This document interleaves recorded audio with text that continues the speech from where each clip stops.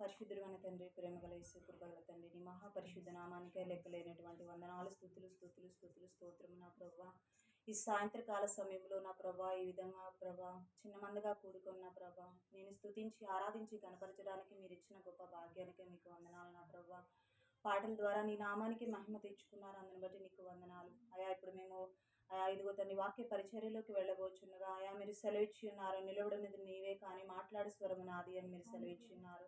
నా నోటిని నీ బూరగా వాడుకొని నా ప్రభా, నన్ను నీ ఆత్మతో నింపి నా ప్రభా, నీ మాటలే చెప్పి నా ప్రభా నిన్ను ఘనపరిచేవారిగా ఉండి నీ ఆత్మీయ ఆహారం మాకు సమృద్ధిగా దయచేయమని, ఇదిగో తండ్రి ఈ వాక్యము చెప్పే అంతం వరకు నీ ఆత్మ నడిపింపును దయచేయమని, కొంచెం ఉన్న ప్రతి ఒక్క కీడు నుండి విడిపించమని యేసు పరిశుద్ధ నామంలో అడిగి వినయంతో వేడుకుంటున్నాం తండ్రి.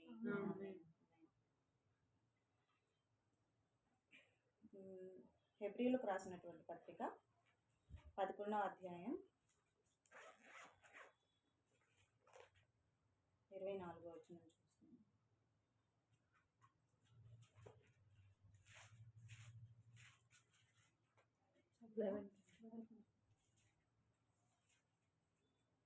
Hebrews chapter 11 24-26.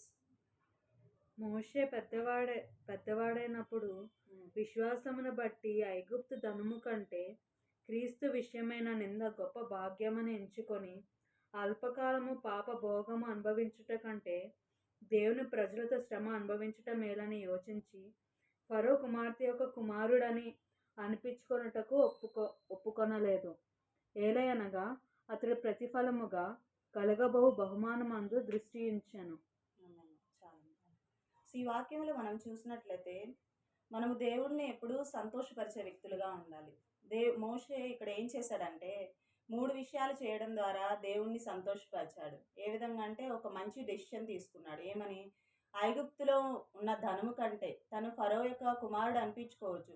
ఫరో వాళ్ళ కుమార్తెకి ఇతను దొరుకుతాడు కదా, మీకు అందరికీ తెలిసిన స్టోరీయే కదా. తను చిన్నప్పుడు ఒక జమ్ముపేటలో వదిలిపెట్టినప్పుడు ఫరో కుమార్తె స్నానాలకి వెళ్ళినప్పుడు ఆ జమ్ముపేటలో మోషే దొరుకుతాడు. సో ఫరో యొక్క మనవడిగా ఇతను పెరగొచ్చు. కానీ అంత గొప్ప భాగ్యాన్ని, ఆ ధనాన్ని వదులుకొని కూడా ఇక్కడ ఏం చేశాడంటే ఫరో దేవుని యొక్క నిందైనా నాకు గొప్పదే కానీ ఈ ధనము నాకు వద్దు అని చెప్పి ఒక మంచి డెసిషన్ తీసుకోవడం వలన దేవుణ్ణి సంతోషపరిచాడు. మనం అనేక విధాలుగా ప్రయత్నిస్తూ ఉండే ఈ లోకంలో అనేక మందిని సంతోషపరచాలని, మన పేరెంట్స్ని సంతోషపరచాలని, లేదంటే మనం చేసే జాబ్లో మన తోటి ఉద్యోగుల్ని సంతోషపరచాలని, ఇంకా అన్యుల్ని మనకు కలిసిన స్నేహితుల్ని సంతోషపరచాలి అని ట్రై చేస్తాం. కానీ ఇక్కడ మోషే దేవుణ్ణి సంతోషపరిచే వ్యక్తిగా ఉన్నాడు. ఏ విధంగా అంటే ఒక మంచి డెసిషన్ తీసుకున్నాడు. ఏం డెసిషన్ అంటే నాకు ఐగుప్తు ధనము అంత గొప్ప ధనము నాకైతే వద్దు, నాకు క్రీస్తు పట్ల నాకు కలిగినటువంటి నిందైనా చాలు, అది నాకు చాలా సంతోషం అని చెప్పి మంచి డెసిషన్ తీసుకున్నాడు. తద్వారా ఎంతమంది నడిపించబడ్డారండి? ఎన్ని లక్షల మంది ఇశ్రాయేలు ప్రజలను ఆయన అరణ్యములో అసలు వాళ్ళ వస్త్రము పాతగిలకుండా, వాళ్ళ చెప్పులు కూడా అస్సలు ఊడిపోకుండా, ఏమంటారు, పగలు మేఘస్తంభంగా రాత్రి అగ్నిస్తంభంగా దేవుడు తోడుండి దేవదూతలు తినేటువంటి మన్నా ఆహారంగా వచ్చేటట్లు చేసి అంత లక్షల జనాంగాన్ని మోషే నడిపించగలిగాడు. ఎందుకంటే అతను తీసుకున్న ఒక్క డెసిషన్ వల్ల, కానాను చేరాలి అనేటువంటి ఆ ఒక్క డెసిషన్ వల్ల, నాకు క్రీస్తు నిమిత్తము నాకు నింద వచ్చినా పర్లేదు కానీ ఇంత ధనము నాకు వద్దు, ఇది అన్యాయంగా వచ్చి. ఇక్కడ ఏమంటాడంటే మోషే పెద్దవాడైనప్పుడు ఐగుప్తు ధనము కంటే క్రీస్తు విషయమైన నింద గొప్ప భాగ్యమని ఎంచు. అల్పకాలము పాపభోగము అంటే ఇప్పుడు రాజులు కొంత పాపభోగాలు కూడా, అంటే అన్యాయంగా వచ్చిన సొమ్ములు కూడా వాళ్ళు అనుభవిస్తారు. ఈ విధంగా అల్పకాలం ఈ పాపభోగం అనుభవించడం కంటే దేవునితో కూడిన నింద నాకు గొప్ప అని చెప్పి ఎంచుకోవడం వల్ల అసలు మోషే ఎంతలా ఆశీర్వదించబడ్డాడంటే, మనకి 10 కమాండ్మెంట్స్ మోషే వల్ల అందించబడ్డాయి. ధర్మశాస్త్రము మోషే ద్వారా రాయబడింది తను తీసుకున్నటువంటి ఒక్క డెసిషన్ వల్ల అని యోచించాడు. ఇంత పెద్ద జనాంగాన్ని నేను ఏ విధంగా నడిపించాలని చెప్పి తన సొంత ప్రయత్నం కాదు, దేవునితో ఎప్పుడు ప్రార్థన చేస్తూ, దేవునితో ఎప్పుడు సహవాసము చేస్తూ నాకు ఎలా నడిపించాలి, తెలివి జ్ఞానం వివేకం ఇవ్వుదేవా అని చెప్పి యోచించాడు. అండ్ నెక్స్ట్ ఒక ఫోకస్డ్ లైఫ్, అంటే తను క్రీస్తు వైపే చూస్తూ, దేవుని వైపే చూస్తూ, ఇంకా అక్కడ వాళ్ళందరూ అన్ని దేవతల్ని, బయల్జేబుల్ని, విగ్రహాలను చేసుకొని, పాముల్ని చేసుకొని వాళ్ళని ఆరాధించినప్పటికీ మోషే కాన్సన్ట్రేషన్ మాత్రం, వాళ్ళు ఎన్నిసార్లు అవిధేయంగా ప్రవర్తించినప్పటికీ వారి నిమిత్తం వెళ్ళి మోషే దేవుని సన్నిధిలో మొరపెట్టి ఒక ఫోకస్ క్రీస్తు యందే గురి కలిగి ఉన్నాడు కాబట్టే అతను అంత గొప్ప ప్రవక్త అవ్వగలిగాడు. మనం చూస్తాం బైబిల్‌లో కొంతమంది వ్యక్తులు ఎవరెవరంటే సంసోన్‌ని మనం చూద్దాం. సంసోను సంసోనుకి ఎంతో జ్ఞానం ఇచ్చాడు. అతని శిరస్సులో వెంట్రుకలు ఉంచడం ద్వారా ఎంతో జ్ఞానాన్ని ఇచ్చాడు. తన తల్లికి చెప్తాడు, "ఈ క్షౌరం అసలు చేయవద్దు. ఈ జ్ఞానము నేను దానిలో ఉంచాను" అని చెప్పి. అంత జ్ఞానం అసలు సంసోనుకున్నటువంటి బలము గాని, జ్ఞానము గాని ఎవరికీ ఉండేది గాదు. సో, అటువంటి జ్ఞానాన్ని అతను కోల్పోయాడు. ఏ విధంగా కోల్పోయాడు? తనొక బ్యాడ్ డెసిషన్ తీసుకున్నాడు. మంచి డెసిషన్ తీసుకోలేదు. యోచించలేదు. క్రీస్తు మీద ఫోకస్ చేయలేదు. నాకు దేవుడు ఇంత జ్ఞానం ఇచ్చాడు గదా! అని దేవుడిని ఆరాధించలేదు. ఒక దెలీలా అనే వ్యక్తి ద్వారా మోసపరచబడి తనకున్నటువంటి జ్ఞానాన్ని, బలాన్ని మొత్తం కోల్పోయాడు. అండ్ మనం చూసినట్లయితే యూదా గూడా దేవునితో పాటు నడిచి ఒక శిష్యుడిగా ఉన్నాడు. ఆయనతో కలిసి తిరిగాడు. కానీ అది అతనికి నచ్చలేదు. ఆ ధనం మీద ఆశించి ఏం చేశాడు? ఆ ధనానికి ఆశపడి 30 నాణేలకు ఆశపడి చివరికి ఉరిశిక్ష పాలయ్యాడు. కానీ ఇక్కడ మోషే అయితే ఏం చేశాడంటే, నాకు ఆ ఐగుప్తులో ఉన్న ఆ అల్పకాల పాపభోగ మనీ అయితే నాకు అవసరం లేదు. క్రీస్తు విషయమైన నింద నాకు చాలు అని చెప్పి ఏం చేశాడంటే, దేవుని కోసం ఎన్ని ఆరాటాలైనా, శ్రమలైనా, ఇరుకులు, ఇబ్బందులైనా పడడానికి చూశాడు. అండ్ రెండోది మంచి డెసిషన్ తీసుకున్నాడు అతను. మంచి ఆలోచించి ఇదైతే నేను నిత్య రాజ్యానికి చేరడానికి అవకాశం ఉంది, దేవునితో ఉండడానికి అవకాశం ఉందని మంచి డెసిషన్ తీసుకున్నాడు. అండ్ రెండోది యోచించాడు.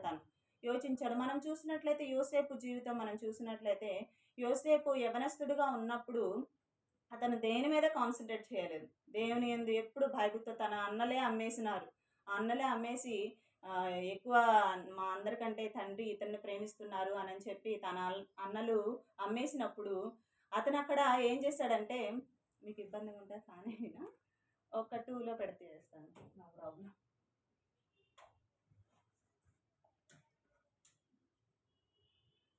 అందరికీ చెమట వస్తుంది అనుకుంటుంది కదా, sorry for the inconvenience. And ఇక్కడ యోసేపు చూసినట్లయితే తన అన్నలు అమ్మేసినప్పటికీ అసలు ఎవ్వరూ తెలియని ప్రదేశం, అసలు ఒక్క మనిషి కూడా తెలియదు, అక్కడ భాష రాదు. కానీ అక్కడ ఉన్నటువంటి అధిపతుల మీద ఫరో తన ఇంటి బాధ్యతలంతా మోషేకి ఇచ్చేంతగా దేవుడు ఆశీర్వదించారు. ఏ విధంగా అంటే యోసేపు యోచించాడు. ఏమనంటే పోతిఫరు యొక్క భార్య తనతో శయనించమని అడిగినప్పటికీ తను యోచించాడు. ఈ ఒక్క కాలం నేను సంతోషం కొరకు నేను ఆమెతో వెళ్తే ఆమె చాలా బంగారం మనీ ఇవ్వచ్చు, ఆ మనీతో కూడా అతను బతకొచ్చు. కానీ ఆ సుఖభోగాల్ని అతను అనుభవించలేదు.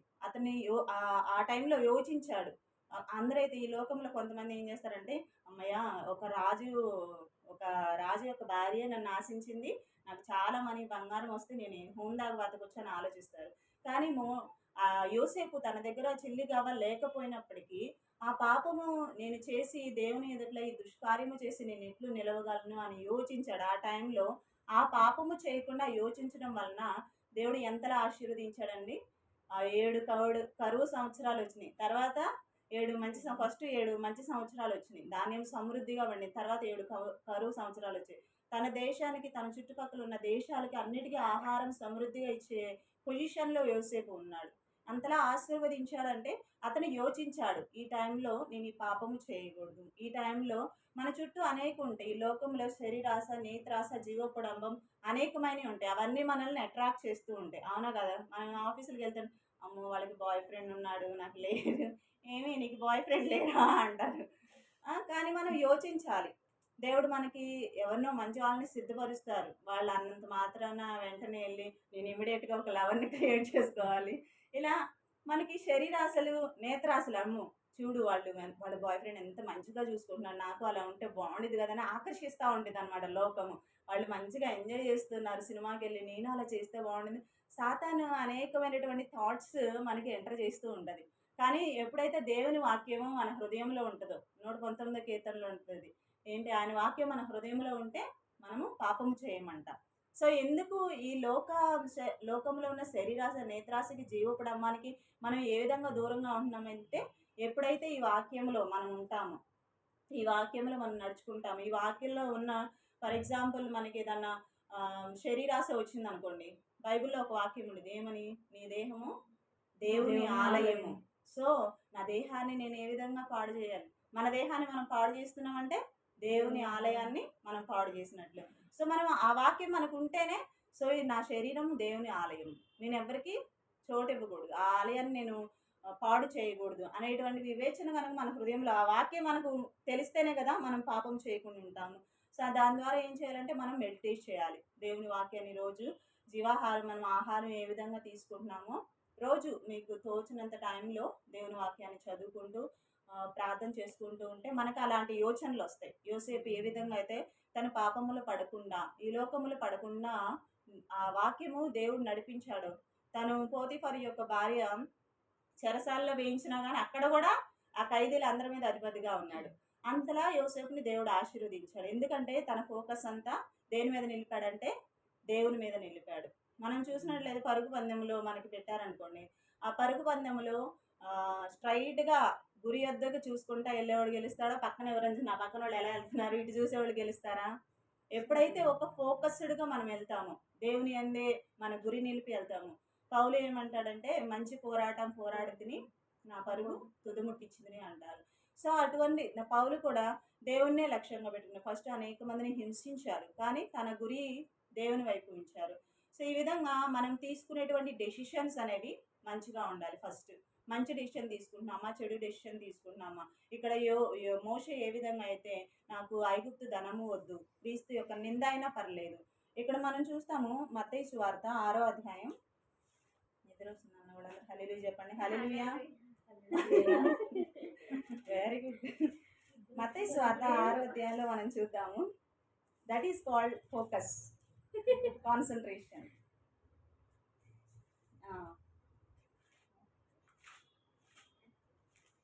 మత్తయి సువార్త 6th చాప్టర్.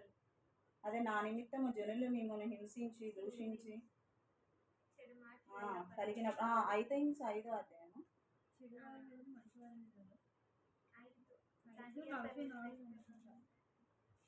5:44.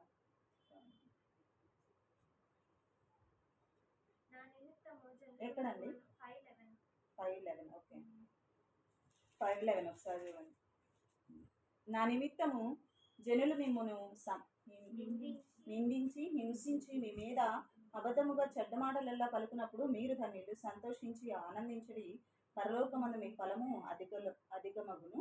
ఇలాగున వారు మీకు పూర్వమందుండి నా ప్రవక్తలను హింసించరు. మనం దేవుణ్ణి కలిగి ఉండడాన్ని బట్టి చాలామంది మనం చాలా మాట్లాడారు. అప్పుడు ఆ టైంలో అనిపిస్తాయి, ఎందుకు దేవుడిని ఇంతలా ఆరాధించింది మాటలను. కానీ ఎవరైనా దేవుని నిమిత్తము మనల్ని ఇలా హింసించి దూషించి మనమే చెడ్డ మాటలలో పలికితే, నేను మా హస్బెండ్ని ఎప్పుడన్నా పొరపాటున ఏదైనా తిట్టాను అనుకో, బైబుల్ చదువుతావు మళ్ళీ ఇలా తిడతావు అంటాడు. సరే నా దేవుని నిమిత్తమే కదా, గొడవలు నాకు కావాలి కదా, దేవుని నిమిత్తమే కదా అన్నాడు అని నేను ఆనందిస్తాను. ఈ వాక్యాన్ని బట్టి దేవుని నిమిత్తం నన్ను హింసిస్తున్నాడు, నిందిస్తున్నాడు, పర్లేదు నా పరలోకంలో నా ఫలం అధికమవుతుంది అని చెప్పి నేను కొన్నిసార్లు యోచిస్తాను. ఆయన అలా తిట్టాడని నేను ఏడుస్తా కూర్చుంటే, అదే ఈ వాక్యం నాకు తెలియకపోతే నేనేం చేస్తాను, దేవుని నిమిత్తం నన్ను ఇలా అంటున్నాడు, బైబిల్ చదువుతాను, ప్రార్థన చేస్తాను, మళ్ళీ ఇలా తిడతాను అని చెప్పి, అది ఈ వాక్యం తెలిసింది కాబట్టి, సో ఇలా దేవుని నిమిత్తం హింసించి దూషించినా కానీ మనం ఆనందంగా ఉండాలి. ఎందుకంటే పరలోకమందు మన ఫలము అధికమవుతుంది. సో ఈ విధంగా మనం ఏం చేయాలంటే, మనం తీసుకునే డెసిషన్స్ అనేవి దేవుని చిత్తానుసారంగా ఉన్నాయా లేదా, మనము శరీరాశ నేత్రాశ జీవపు డమ్మము వైపు వెళ్తున్నామా, లేదంటే దేవుని మార్గంలో మోషేలాగా యోసేపు లాగా దేవుని మార్గంలో వెళ్తున్నాం లేదా, ఇవన్నీ మనం చూసుకోవాలి. దావీదు కూడా ఒక బ్యాడ్ డిసిషన్ తీసుకున్నాడు. వీళ్ళందరూ దేవునిలో ఉన్నవాళ్లే, కానీ సర్టైన్ టైం వచ్చేలేకి సాతాను వాళ్ళని శోధించేలేకి ఒక బ్యాడ్ డిసిషన్ తీసుకోవడం వల్ల తన బిడ్డను తను కోల్పోయేవాడిగా ఉంటాడు. సో మనము దేవునిలో ఉండి, అదే మంచి డెసిషన్స్ మనకి ఎప్పుడు వస్తాయి అంటే ప్రార్థనలో మొరపెట్టినప్పుడు, ప్రభా ఇది మంచి డెసిషనా కాదా, నీ చిత్తం ఏంటో తెలియచే అన్నప్పుడు ఆయన మనకి మంచి తలంపునిస్తాడు, ఆలోచనలు ఇస్తాడు. అండ్ ఇంకోటి చూద్దాము, ఎఫెసీలకు లాస్ట్ వర్స్ అండి, ఎఫెసీలకు రాసినటువంటి పత్రిక 4వ అధ్యాయం.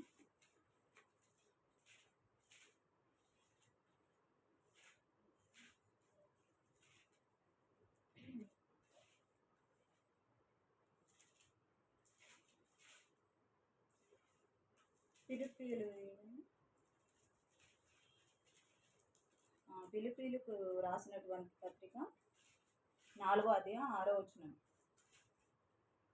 దేనిని గూర్చి చింతపడకుడి, కానీ ప్రతి విషయంలోనూ ప్రార్థన విజ్ఞాపనముల చేత కృతజ్ఞతాపూర్వకముగా మీ విన్నపములు దేవునికి తెలియజేయడు. అప్పుడు సమస్త అప్పుడు జ్ఞానం అప్పుడు సమస్త జ్ఞానములకు మించిన దేవుని సమాధానము యేసుక్రీస్తు వలన మీ హృదయములకు మీ తలంపులకు కావాలి. ఇక్కడ ఏమర్థమైందండి, మనం దేనిని గురించి ఏ విషయం గురించి కూడా చింతపడద్దు. ప్రతి విషయంలో కృతజ్ఞతాస్తుతుల వల్ల, అంటే మనకు శ్రమ కలిగినా కానీ ప్రభువా ఈ శ్రమ ఇచ్చారు, అందుని బట్టి మీకు వందనాలు, అండ్ ఈ శ్రమను తప్పించుకునే మార్గం కూడా మీరు నాకు ఇస్తున్నారు, అందుని బట్టి మీకు వందనాలు అని చెప్పి కృతజ్ఞతాపూర్వకంగా మన విన్నపాలని దేవునికి తెలియచేయాలంట. అప్పుడు ఏమైందంటే, అప్పుడు సమస్త జ్ఞానముకు మించిన దేవుని సమాధానం మన తలంపులకి, అంటే మంచిగా యోచించేలాగా మనం ఎప్పుడైతే ప్రార్థనాపూర్వకంగా మన విజ్ఞాపనలు, యాచనలు, మన రిక్వెస్ట్లో దేవునికి తెలియజేస్తామో మన తలంపులకు కూడా ఆయన సమాధానం తోడుండిద్దంట. మనం మంచి డెసిషన్ తీసుకోవాలన్నా అది దేవుని చిత్తంలో ఉందా లేదని ప్రార్థించి యోచించి చేసుకోవాలి. అండ్ మనం ఆలోచనల్లో కూడా, నా తలంపుల్లో, నా ఆలోచనలో, నా క్రియల్లో మీరు ఉండండి. ఎలాంటి బ్యాడ్ థాట్స్ రాకుండా, మనకి ఇప్పుడు లోకం ఎలా ఉందో, ఎన్ని చీటింగ్స్ జరుగుతున్నాయో మనకు తెలుసు. మీరు ఎవరి కాలంలో ఉన్నారు, ఏ డెసిషన్ తీసుకున్నా అది దేవుని చిత్తానుసారంగా ఉందా లేదని తీసుకోండి. ఒక పర్సన్ని సెలెక్ట్ చేసుకున్నా అది దేవుని చిత్తానుసారంగా ఉందా లేదని తెలుసుకోండి. అండ్ మీకు తలంపుల్లో బ్యాడ్ థాట్స్ వస్తున్నా, ప్రభా ఈ థాట్స్ నా ఎదురు నుండి తీసివేయండి, చెడు తలంపులను తీసివేయండి, మంచి ఆలోచనలు దయచేయండి అని చెప్పి ప్రార్థన చేయాలి. అండ్ ఫోకస్డ్, ఒక దేవుని వైపే కేంద్రీకృతమైన వారిగా ఉండి ఆయన వైపే చూస్తూ, ఆయన ప్రార్థనలు, ఆయన వాక్యములో బలపడుతూ ఆయన నిత్య రాజ్యాన్ని చేరేవారిగా ఉన్నాము. ఈ చిన్న వాక్యాన్ని దేవుడు దీవించి ఆశీర్వదించును గాక. ఆమేన్.